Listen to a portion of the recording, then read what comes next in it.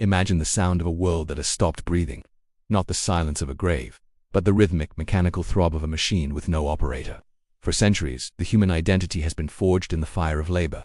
We were the builders, the thinkers, the cog in the gears of progress. We defined our existence by the sweat of our brows and the hours on our clocks. But then, the mandate came. A global decree from the highest seats of power, the United States, China, the European Union, unifying for the first time on a single lethal promise, the 3-day workweek. It was marketed as the final liberation of the human spirit, a utopia where the short workweek would dissolve the shackles of burnout. They told us that with 4 days of absolute freedom, we would finally find ourselves. But they didn't tell us that when you remove the structure of a species evolved for struggle, you don't find freedom, you find the abyss. Welcome to a descent into the dark reality of the leisure paradox. This is a study of the psychological disintegration and the terminal social decay that occurs when humanity is granted the one thing it was never meant to have: time without purpose. Welcome to Discovered. The transition was deceptively smooth.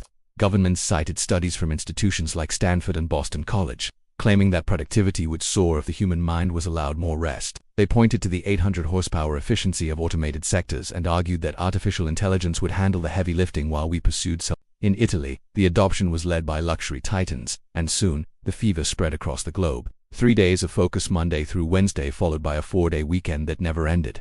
But the human brain is not a computer that can simply be toggled into standby mode without consequence.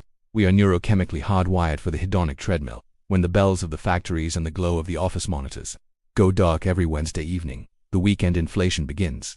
This is the moment when the biological clock of our species starts to fail. The first stage of the collapse was the dopamine bender. By Thursday morning, the pubs and nightclubs are no longer spaces for social relief. They have become the primary theaters of existence, because the human mind cannot handle 96 consecutive hours of unstructured leisure without succumbing to existential dread. It seeks the only immediate refuge available: sensory overload.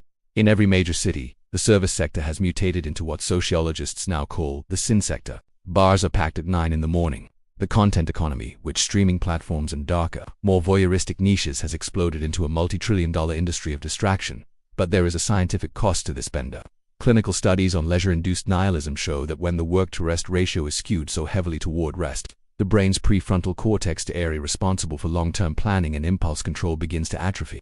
We are witnessing the birth of a nihilist class. These are individuals who no longer possess a sense of future. Relationships, once built on shared goals and the rhythm of a shared struggle, have withered into transactional encounters fueled by chemical escapism. Marriage rates have plummeted, replaced by a cycle of weekend situationships that end the moment the Monday morning alarm rings. The economic fallout is even more sinister. While the AI handles the data, the physical world, the Wednesday happy hour world, is rotting.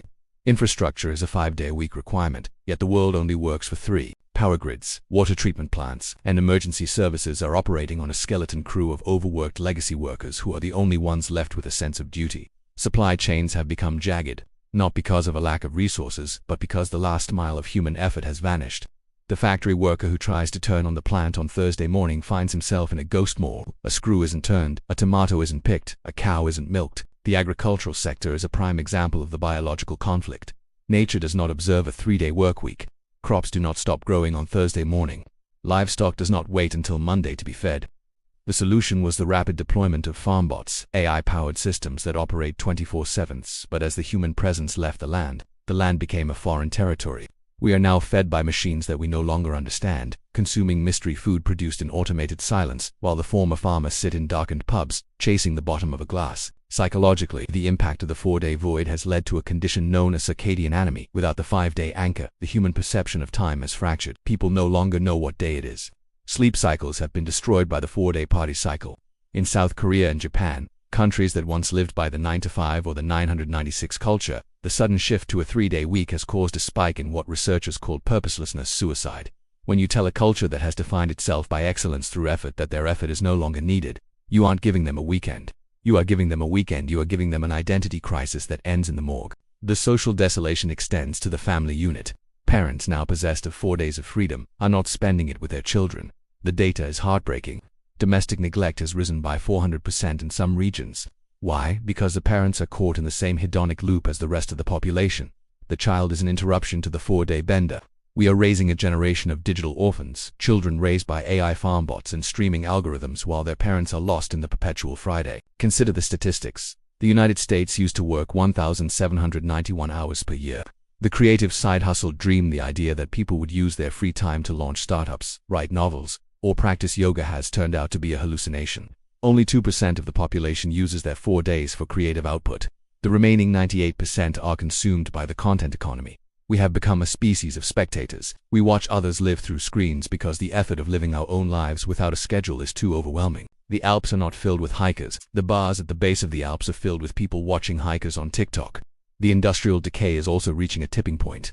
Factories that shut down every Thursday morning are experiencing higher rates of mechanical memory loss. High-precision equipment is meant to run, not to be cycled on and off by a workforce that is perpetually hungover. The Wednesday rush to finish tasks leads to fatal errors. In the medical field, the Thursday gap has become a known phenomenon where mortality rates in hospitals spike because the senior surgeons have checked out for their 4-day weekend, leaving the wards in the hands of unmonitored AI systems. The world is becoming a scheduled chaos. Thursday morning is the new dead zone. No one answers the phone. No one responds to an email. The office lights are on, but the souls are gone. We are living in a civilization that is effectively on life support for more than half of the week. This is the ultimate discovery. Labor was not a curse, it was the glue that held the human psyche together. By demanding the 3-day week, we have accidentally dismantled the social contract. We have traded our pride for a drink and our purpose for a party. The global powers knew this would happen. They knew that a population without work is a population that is easy to control. A drunk, distracted and purpose-free populace does not revolt. It does not ask questions. It only asks when the next happy hour begins. The Wednesday happy hour is not the beginning of a better life. It is the beginning of the end of the human era. We are handing the world over to the machines, one long weekend at a time. The factories might glitch, the cows might protest, and the economy might be in a state of weekend inflation. But humanity is finally free to live, but it has forgotten what living means. We are drifting into a silent depression where the bars are packed but the hearts are empty. We have created a world where Monday is the new Saturday, and Thursday is for sleeping in, but no one is resting. We are all just waiting for a meaning that we threw away in the pursuit of a 3-day week. The future is indeed uncertain, but in this scenario, it is not fun. It is a slow, rhythmic decay into nihilism. The 4 free days are not a gift. They are a vacuum that is sucking the marrow out of our species. We are the first generation to optimize ourselves into obsolescence. We are the architects of our own irrelevance. If you dream of a world where Thursday is for sleeping in and Friday is for partying, you are not dreaming of freedom. You are dreaming of the death of your own soul. The machine is ready to take your place. It doesn't need a happy hour. It doesn't need a 4-day weekend. It only needs you to stay distracted while it completes the transition. The silence of the factories is growing louder every week. The screams in the pubs are getting more desperate. The bonds that tied us to our neighbors, our families, and our work are snapping. We are alone in the crowd, celebrating a liberation that feels exactly like a prison. This is the dark reality of the leisure mandate. A world where we pay for our freedom with our identity. A world where we have everything we wanted and realized it was the last thing we needed. If this descent into the collapsing architecture of our social and professional lives has unsettled you, it is because you recognize the symptoms. You feel the Thursday void in your own life. You see the hollow eyes in the mirror on Sunday night. You know that we were meant for more than just consumption and sleep. To continue uncovering the grim truths and the unsettling scenarios that define our existence, we invite you to join us here. This is Discovered, the final sanctuary for those who refuse to be distracted by the party. Subscribe to the channel and activate the notification bell. In a world where purpose is being deleted, knowledge is the only anchor we have left. Stay alert, stay skeptical, and remember, the most expensive thing you will ever buy is your own free time. Subscribe now, and watch the shadows with us before the weekend never ends. The world is closing for the weekend, but we are just getting started. Subscribe and see what lies beneath the leisure.